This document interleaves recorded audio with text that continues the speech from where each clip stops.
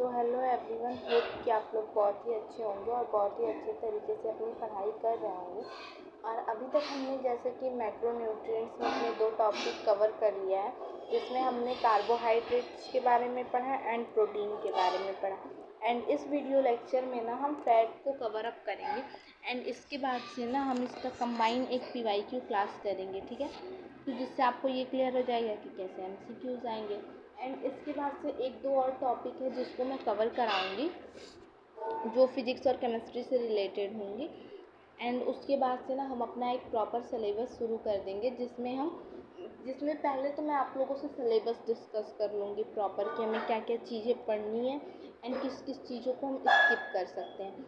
And then after हम अपना start कर लेंगे प्रॉपर सिलेबस, जिसमें मॉर्निंग में आपकी थ्योरी क्लासेस रहेंगी एंड इवनिंग टाइम में प्रॉपर MCQ प्रैक्टिस रहेगा उस चीज़ से या उस टॉपिक से रिलेटेड, ठीक है।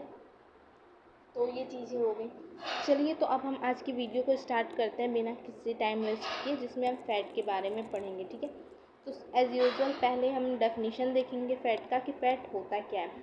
तो यहाँ लिखा हुआ है कि व्हाट इज़ फ़ैट, फ़ैट है क्या या क्या है फ़ैट कह लीजिए। तो इसका डेफिनेशन है यहाँ पे कि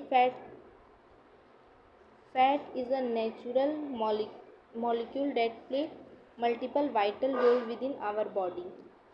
तो यहाँ पे आप देखिए कि वाइटल वर्ड जो है हमने इसको कहीं और भी एक जगह पढ़ा था एंड इस चीज़ को आप कमेंट करके बताइएगा कि हमने कहाँ पढ़ा था। It is a concentrated source of energy essential for our daily activities, ठीक है। तो अब ये बताइए कि यहाँ पे एनर्जी लिखा है, इस टर्म को भी हमने एक जगह पढ़ा था एंड इसको भी आप कमेंट में ज़रूर बताइएगा कि कहाँ पढ़ा था हमने, ठीक है। वैसे तो मैं आपको एक्सप्लेन कर ही दूँगी चीज़ों को। तो यहाँ लिखा है ना कि फ़ैट जो है ना वो एक नेचुरल मॉलिक्यूल है जो कि मल्टीपल वाइटल रोल प्ले करता है हमारी बॉडी में। अब वाइटल का मतलब क्या है कि vital means essential for life, जो हमारे लिए इसेंशियल है, नेसेसरी है। जैसे कि विटामिन में हमने विटामिन का मतलब देखा था कि विटामिन मीन्स होता है essential for life. Vitamin means vital for life, जिसको हम इसेंशियल फॉर लाइफ भी कह सकते हैं। वैसे ही जो फैट है हमारे बॉडी में मल्टीपल वाइटल रोल प्ले करता है। इस यहाँ पे यही कहने का मतलब है कि बहुत सारे रोल जो है इसेंशियल रोल फैट हमारी बॉडी में प्ले करता है एंड बहुत सारी एनर्जी भी हमें प्रोवाइड करता है हमारी डेली एक्टिविटीज़ में। अब ये एनर्जी कैसे प्रोवाइड करता है, तो फैट में भी ना एनर्जी होती है, ठीक है। एनर्जी कंसंट्रेटेड होती है और जब हम ओवर वर्क कभी कभी हमें करना पड़ जाता है तो वहाँ पे क्या होता है, हमारा फैट बर्न होता है। जब फैट बर्न होता है ना तो उससे हमको एनर्जी मिलती है, ठीक है। तो क्या होता है कि जो बहुत ज़्यादा ओबेसिटी है जिनको, तो वो प्रॉपर एक्सरसाइज करते हैं, फैट लॉस करते हैं, तो वो क्या करते हैं, कहीं ना कहीं अपनी एनर्जी तो लॉस करते हैं ना, अपनी एनर्जी को यूज़ करते हैं। हाँ, तो ठीक है, तो यही चीज़ है यहाँ पे कंसंट्रेटेड सोर्स ऑफ एनर्जी का मतलब, concentrated source of energy. And energy का टर्म हमने पढ़ा था कार्बोहाइड्रेट्स में भी, ठीक है। तो ये चीज़ें हो गई हमारी। चलिए अब हम अपना नेक्स्ट देख लेते हैं। हमारी नेक्स्ट जो पैरा है इसमें लिखा हुआ है कि fat also act as a shield safeguard our body and provide insulation and warmth our muscles and organ house this value substance ready to be utilise when the energy demand increase, ठीक है। ये चीज़ यहाँ पे कह रहा है। तो यहाँ क्या कह रहा है कि जो फैट है ना वो हमारे लिए एज अ शील्ड भी वर्क करता है। ये हमारी बॉडी को गर्म रखता है, प्रॉपर एक इंसुलेशन, प्रॉपर एक टेम्परेचर प्रोवाइड करता है, ठीक है।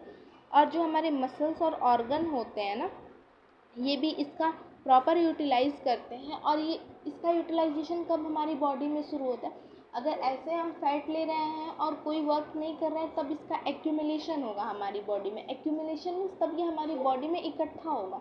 लेकिन जब हम काम करेंगे ना तो ये जो फैट है ना वो बर्न होगा, और जब बर्न होगा तो ये एनर्जी प्रोड्यूस करेगा और उस एनर्जी का यूज़ हमारी बॉडी करेगी।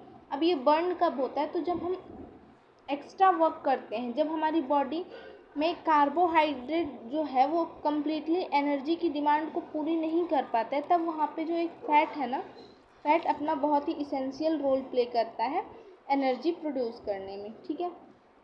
अब नेक्स्ट देख लेते हैं कि when we consume more energy than our body expend the excess store as fat. जैसा कि मैंने पहले ही बताया कि जब हम ज़्यादा एनर्जी कंज्यूम करेंगे ना, तो अगर हम ज़्यादा फैट वाली चीज़ें खाएंगे और एनर्जी कम लॉस करेंगे, तब वो चीज़ ना हमारे बॉडी में ना वो चीज़ें फ़ैट की तरह स्टोर होंगी।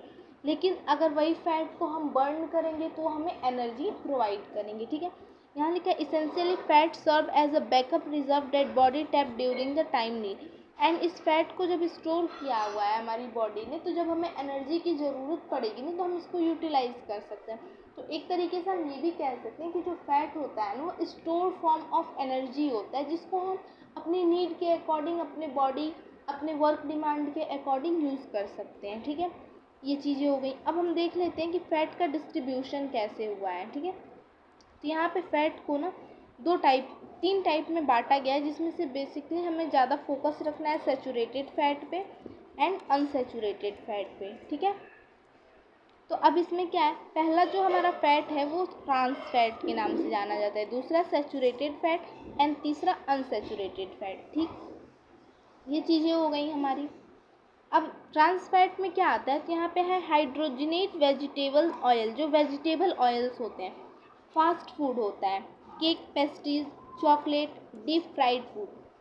अब हम जैसा कि जानते हैं कि जो भी ज़्यादा ऑयली खाना भी हमारे हेल्थ के लिए अच्छा नहीं है, फास्ट फूड भी उतने अच्छे नहीं होते हैं।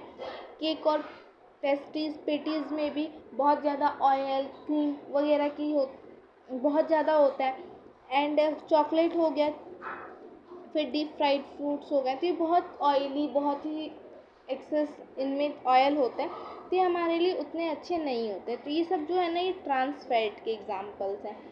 ठीक, अब हम देख लेते हैं सैचुरेटेड फैट में। सैचुरेटेड फैट दो पार्ट में डिवाइड है, vegetable fat and animal fat. ठीक है, वेजिटेबल फैट में क्या आ गया, कोकोनट आ गया, पाम ऑयल आ गया, बिवरेजेस आ गए, जितना हमारे पीने वाली चीज़ें हैं। फिर से उसके बाद से कंडेंस्ड मिल्क आ गया, जो क्रीम वाला मिल्क होता है।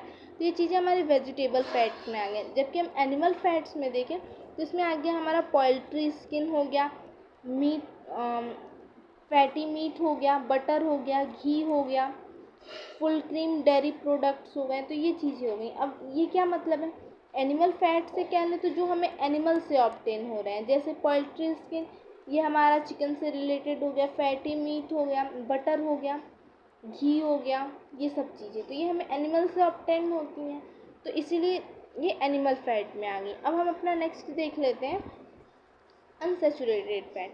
अनसैचुरेटेड फैट में भी हमारे दो टाइप के हैं, poly unsaturated fat, mono unsaturated fat. अब पॉली में कौन कौन से आते हैं, तो हमारे कॉर्न ऑयल आ गया, सोयाबीन ऑयल आ गया, सनफ्लावर ऑयल आ गया, सीड आ गया, और कोल्ड वाटर फिशेज आ गई।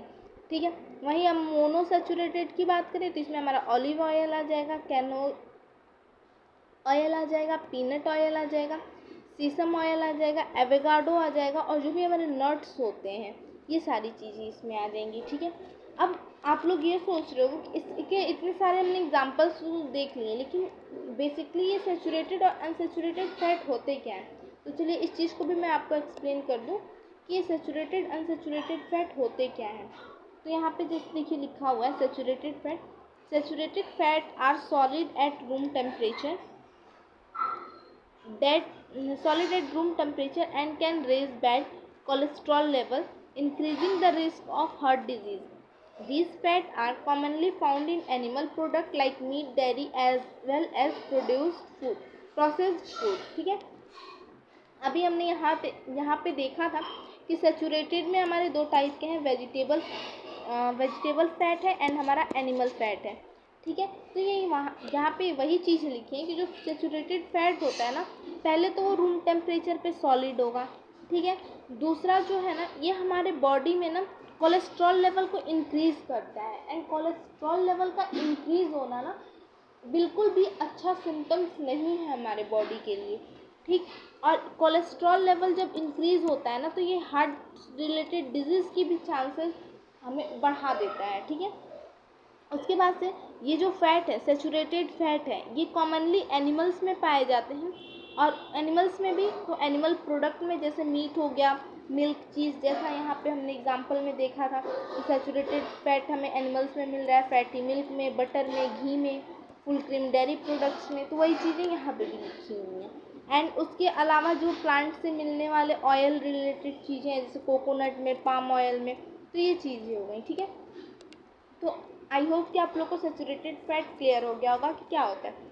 तो सैचुरेटेड फैट बेसिकली हमारा यही होता है कि वो सॉलिड होगा रूम टेम्परेचर पे, हमारे बॉडी में कोलेस्ट्रॉल लेवल को इंक्रीज़ करता है, एंड ये जो है हमारे हार्ट रिलेटेड डिजीज़ के हाई रिस्क को भी बढ़ा देता है। एंड इससे क्या होगा कि जो हमारी बॉडी है ना, उसमें अनहेल्दी अनहेल्दी क्या, हमारी बॉडी में डिजीज़ बहुत ज़्यादा होने लगेंगे, ठीक है।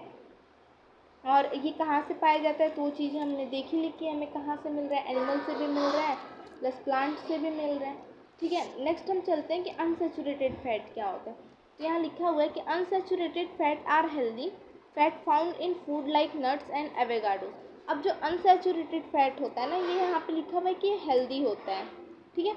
और ये कहाँ कहाँ पाया जाता है, जैसे नट्स में पाया गया, एवोकाडो में पाया गया, known as improve heart health, जो ये हमारे हार्ट के लिए ना बहुत ही बेनिफिट होता है, हमारे हार्ट हेल्थ को इम्प्रूव करता है। This fat remain liquid at room temperature and help lower the bad cholesterol level in the body. अब देखिए, किसी भी चीज़ की ना जो अधिकता होती है वो हमेशा नुकसानदायक ही होती है, ठीक है। तो हमारी बॉडी में कोलेस्ट्रॉल की ज़रूरत तो है, लेकिन कितनी ज़रूरत है ये हमारी बॉडी में, ये चीज़ भी मैटर करती है, ठीक है। तो अनसैचुरेटेड फैट को देखा ही हमने कि हमें कहाँ कहाँ से मिलता है। यहाँ पे पॉलीसैचुरेटेड अनसैचुरेटेड देखा, मोनो अनसैचुरेटेड देखा, ठीक है।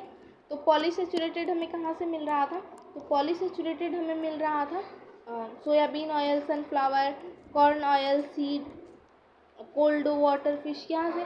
और मोनोसैचुरेटेड की बात करें तो पीनट ऑयल हो गया, सीसम, एवोकाडोज, नट्स, ये दोनों एग्जांपल हमारे यहाँ डेफिनेशन में भी दिए हुए हैं। तो बेसिकली जो हमारा अनसैचुरेटेड फैट है वो यही हो जाता है कि हमें इसका कंजप्शन करना चाहिए, ये एक हेल्दी फैट होता है। और ठीक, और ये कहाँ कहाँ पाया जाता है, तो नट्स में, एवोकाडोज में, कोल्ड वाटर फिश में।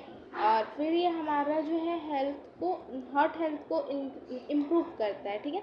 और ये जो है ना वो रूम टेम्परेचर पे लिक्विड होता है, और ये हमारे बैड कोलेस्ट्रॉल लेवल को डिक्रीज़ करता है, उसे मेंटेन करने में हमारी हेल्प करता है। अब इसका एक प्रॉपर ना हम वो देख लेंगे और टेबुलर डिफरेंस देख लेंगे, जिससे और चीज़ें क्लियर हो जाएंगी कि सैचुरेटेड फैट और अनसैचुरेटेड फैट में डिफरेंस क्या है, ठीक है।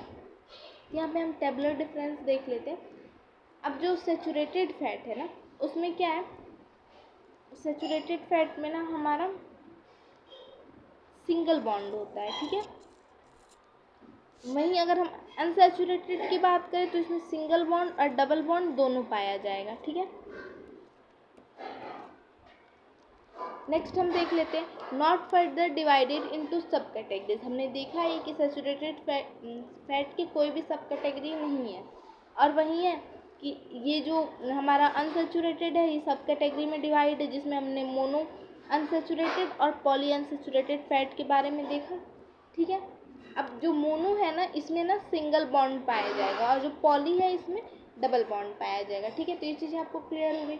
नेक्स्ट जो है हमारा जो सैचुरेटेड फैट होता है उसमें ना वो सॉलिड होता है। हमने पढ़ा है कि रूम टेम्परेचर पे जो सैचुरेटेड फैट है वो सॉलिड होगा, जबकि वहीं जो अनसैचुरेटेड फैट है वो लिक्विड होगा रूम टेम्परेचर पे। तो ये भी एक तरीका है जिससे आप डिस्टिंग्विश कर सकते हो कि कौन सा सैचुरेटेड फैट है और कौन सा अनसैचुरेटेड। अगर वो सॉलिड है रूम टेम्परेचर पे तो वो सैचुरेटेड हो जाएगा, अगर वो लिक्विड फॉर्म में है तो वो अनसैचुरेटेड हो जाएगा, ठीक है। इतनी चीज़ें आपको क्लियर हो गई। नेक्स्ट आप देख लो, यहाँ पे लिखा हुआ है कि most animal derived fat are considered to be saturated fat. Animal से मिलने वाले जितने भी फैट होते हैं ना, वो मैक्सिमम जो है वो हमारे सैचुरेटेड फैट के अंदर ही रखे जाते हैं, ठीक है, सैचुरेटेड फैट में। और जबकि वही बात करें कि जितने प्लांट्स से डिराइव्ड होते हैं ना, ये हमारे अनसैचुरेटेड फैट में आ जाते हैं। एंड इसका एग्जांपल हमने एक नहीं बहुत सारे देखे हैं, ठीक है। नेक्स्ट जो आता है हमारा हो जाता है नॉट सैचुरेटेड फैट में कि नॉट ससाइट to further oxidation and rancidity when expose to the atmosphere. इसमें ना ऑक्सीडेशन और रेंसिडिटी ना नहीं हो पाती है जल्दी जब ये एटमॉस्फेयर में एक्सपोज्ड होते हैं। वहीं जो अनसेचुरेटेड फैट है ना, ये ऑक्सीडेशन एंड रेंसिडिटी शो करता है, ठीक है, और सेचुरेटेड फैट हमारा नहीं शो करता है, ठीक। अब नेक्स्ट हम देख लेते हैं कि high amount of saturated fat can be harmful for health. जैसे मैंने बताया कि किसी भी चीज़ की अधिकता जो है ना, वो हमारे लिए नुकसानदायक ही होती है, चाहे वो कुछ भी चीज़ हो। तो किसी भी चीज़ का ना एक पॉजिटिव पॉइंट होता है तो एक नेगेटिव पॉइंट भी होता है। तो अगर हम ज़्यादा कंजप्शन करेंगे ना सेचुरेटेड फैट का, तो ये हमारे हेल्थ के लिए हार्मफुल होगा। लेकिन वहीं अनसेचुरेटेड फैट है ना, ये हमारे बहुत सारे हेल्थ फैक्टर से रिलेटेड होता है और ये बेनिफिशियल होता है। लेकिन हाँ, मैं ऐसा नहीं कहूँगी कि आप बहुत ज़्यादा अनसेचुरेटेड फैट कंज्यूम करोगे तो ये बेनिफिशियल होगा। अधिकता किसी भी चीज़ के लिए हानिकारक ही होती है, ठीक है। तो ये चीज़ें हमने देख ली। अब हम नेक्स्ट चलते हैं। मैं कुछ और डिफरेंस आपको, खैर वही चीज़ें रिपीटेड होगी, लेकिन इसको और भी शॉर्ट फॉर्म में अगर हम देख लें तो इससे एक बार आपका फटाफट सा रिवीजन हो जाएगा। अब इसको फीचर के बेसिस पे हम इसमें डिफरेंस देख लेते हैं, ठीक है। तो फीचर्स में क्या है, हमारा सोर्स है, स्टेट ऑफ रूम टेम्परेचर है, हेल्थ इम्पैक्ट है, तो ये सब चीज़ें हैं। कलर चेंज करूँ थोड़ा, कौन सा कलर सुंदर लगेगा, ये लेके देखते हैं, ठीक है। अगर सोर्सेज के बेसिस पे बात करें तो जो सेचुरेटेड फैट है ना, वो एनिमल बेस्ड होता है। जैसा कि मैंने अभी बताया था कि जो सेचुरेटेड फैट है वो एनिमल बेस्ड होगा, जो अनसेचुरेटेड फैट है वो प्लांट बेस्ड होगा और फिश बेस्ड होगा। स्टेट अगर इसकी टेम्परेचर की बात करें तो जो सेचुरेटेड फैट है वो इस रूम टेम्परेचर पे सॉलिड होगा और अनसेचुरेटेड फैट लिक्विड होगा। हेल्थ इम्पैक्ट की बात करें तो जो सेचुरेटेड फैट है वो हमारा कोलेस्ट्रॉल लेवल इंक्रीज कर देता है, और वहीं जो हमारा अनसेचुरेटेड है ये हमारे कोलेस्ट्रॉल लेवल को लो रखता है, मीन्स हमारे बॉडी और नीड के अकॉर्डिंग मेंटेन रखता है, ठीक है। केमिकल स्ट्रक्चर की बात करें तो सेचुरेटेड फैट में कोई भी डबल बॉन्ड नहीं पाया जाता, इसमें सिंगल बॉन्ड होता है। वहीं अनसेचुरेटेड फैट की बात करें तो इसमें सिंगल और डबल बॉन्ड दोनों पाया जाता है, जैसे कि हमने ऊपर देखा ही था कि इसमें सिंगल बॉन्ड भी पाया जाएगा, इसमें सिंगल बॉन्ड भी पाया जाता है। यहाँ पे लिखा ही है कि जो सेचुरेटेड फैट है उसमें टाइप ऑफ बॉन्ड जो होता है वो सिंगल बॉन्ड होता है, और अनसेचुरेटेड फैट में डबल बॉन्ड प्रेजेंट होता है। हीट स्टेबिलिटी की बात करें तो जो सेचुरेटेड फैट है उसमें हाई हीट स्टेबिलिटी होती है, वहीं अनसेचुरेटेड फैट में लो हीट स्टेबिलिटी होती है। अब हाई हीट स्टेबिलिटी का मतलब क्या हुआ कि अगर हमें सेचुरेटेड फैट को अपनी बॉडी में बर्न करना है तो हमें बहुत ही ज़्यादा हार्ड वर्क करना पड़ेगा, जब हमारी बॉडी का टेम्परेचर इंक्रीज करेगा वो बर्न होगा। लेकिन जो वही अनसेचुरेटेड फैट है, हम मेहनत करेंगे तो हमारी बॉडी से इजीली बर्न आउट होता चला जाएगा, इसका एक्यूमुलेशन नहीं होगा हमारी बॉडी में।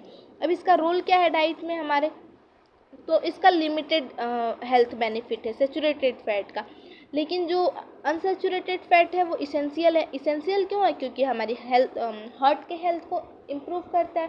वहीं जो सेचुरेटेड फैट है हमारा, वो हमारे हेल्थ रिलेटेड डिजीज़ को कॉज करने में एक फैक्टर हो जाता है, ठीक है। अब इसका हम टिपिकल यूज़ देख लें तो इसका बेकिंग और फ्राइंग जो है इसका सेचुरेटेड फैट वाले एग्जांपल्स हो जाते हैं। वहीं लो हीट की जो कुकिंग होती है वो हमारे अनसेचुरेटेड फैट के लिए हो जाती है। न्यूट्रिशनल कंटेंट की बात कर लें तो यहाँ पे इसमें फैटी एसिड, जो इसेंशियल फैटी एसिड होते हैं उनकी लेकनेस होती है। वहीं जब हम अनसेचुरेटेड फैट की बात करें तो इसमें इसेंशियल फैटी एसिड बहुत ज़्यादा होते हैं, मतलब रिच होता है। फूड टेक्सचर की बात करें तो जो हमारा सेचुरेटेड फैट है वो क्रीमी होता है, क्रिस्पी टेक्सचर होता है। वहीं जब हम अनसेचुरेटेड फैट की बात करेंगे तो ये लिक्विड कंसिस्टेंसी वाला होता है। सेल्फ लाइफ की बात करें तो इस जो सेचुरेटेड फैट है लॉन्गर सेल्फ लाइफ है, क्योंकि हमारी बॉडी में इजीली बर्न होगा नहीं, तो जाहिर सी बात है बहुत लंबे समय तक चलेगा। वहीं जो अनसेचुरेटेड फैट है इसकी शॉर्ट सेल्फ लाइफ होती है। नेक्स्ट हम देखेंगे हार्ट डिजीज़ रिस्क। तो जैसे बताया है कि जो सेचुरेटेड फैट होता है उसमें ज़्यादा पोटेंशियल होता है इंक्रीज हार्ट डिजीज़ का, एंड जो अनसेचुरेटेड फैट होता है ये हमारे हार्ट डिजीज़ से रिलेटेड रिस्क को लो करता है। तो ये टेबल बहुत ही बेनिफिशियल है, एंड मैं तो कहूँगी ना कि आप इसको याद कर लोगे ना तो इससे आपके मैक्सिमम क्वेश्चन बनने के चांसेस होते हैं, ठीक है। और इस ज़रूरी नहीं कि सब चीज़ें हम क्वेश्चन बनाने के लिए ही पढ़ें, कुछ चीज़ें नॉलेज के लिए भी बहुत ज़रूरी होती है, क्योंकि कई बार क्या होता है ना कि दो टॉपिक से क्वेश्चन को कंबाइन करके पूछ देता है, ठीक है। तो वहाँ पे अगर हमें कॉन्सेप्ट क्लियर रहेंगे तो हम क्वेश्चंस को इजीली कर लेंगे। इसीलिए मैं ये चीज़ें आप लोगों को पढ़ा रही हूँ अच्छे से कम आपको चीज़ें क्लियर हो जाए, आपको एक हैबिट बन जाए कि हमें चीज़ें कैसे पढ़नी है, कैसे नोट डाउन करना है, ठीक। तो अगर आप ऊपर की चीज़ें ये नोट डाउन करते हो या नहीं करते हो, ये बात की बात है, लेकिन ये जो टेबल है ना, ये हमारा टेबल बहुत ही इम्पॉर्टेंट है, ठीक है। तो मैं कहूँगी कि इसको आप प्रॉपर नोट डाउन कर लेना।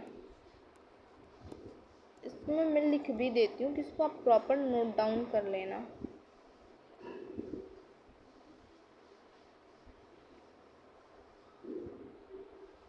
ये बहुत ही इम्पॉर्टेंट टेबल है, ठीक है। यहाँ से आपको डेफिनीशन, डिफरेंस, दोनों चीज़ें क्लियर हो जाएंगी एंड एग्जांपल्स भी, ठीक है। अब हम अपने नेक्स्ट स्लाइड पे चलते हैं, जो हम फैट से होने वाली डिफिशियंसी और सिम्टम्स को देखेंगे, ठीक है। यहाँ जैसे कि हेडिंग है ही हमारा फैट डेफिशिएंसी एंड सिम्टम्स। अब देख लेते हैं क्या है। तो हमारा फर्स्ट पे है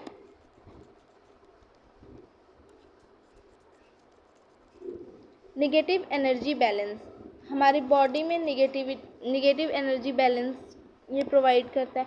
इम्पेयर्ड ग्रोथ, अगर हमारे बॉडी में इम्पेयर्ड ग्रोथ हो रही है तो वो चीज़ें हो गई।